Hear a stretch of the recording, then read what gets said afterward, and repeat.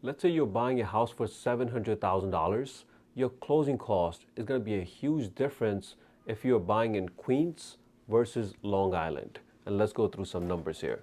So let's say you're buying a house for $700,000 in Queens versus Long Island, and you're putting down 10% down payment. And your mortgage amount is going to be $630,000. And we're going to compare Queens versus Long Island here. So for Queens and Long Island, your purchase price is still the same, down payment is still the same, and your mortgage is still the same, right? Your lender should not have different underwriting fees depending on the location. It should be fixed. And we typically see it around $1,200 to $1,700 for underwriting fees. So if it's around $1,500, that should be doable, right? And your title company. Again, the title company will do title search and give you owner's policy and lender's policy for the insurance of the title. And that might be around $4,000, $5,000, and that should not change either.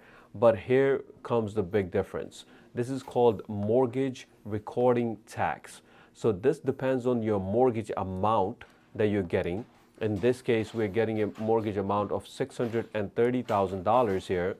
And the rate of that mortgage recording tax matters from county to county.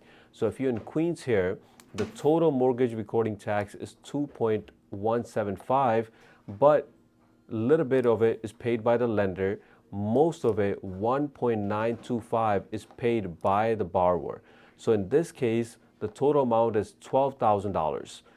That same property, if it was in Long Island, the mortgage recording tax is a lot less, 1.05 total, and the borrower pays only 0.80%. So less than a percent there, that is $5,000, right? So you can see the difference here is going to be huge, over $7,100.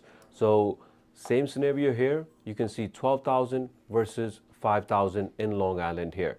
Don't confuse that mortgage recording tax with seller's transfer tax, right? This seller's transfer tax obviously should be paid by the seller, but there are times where in the contract maybe it's negotiated where the buyer's paying.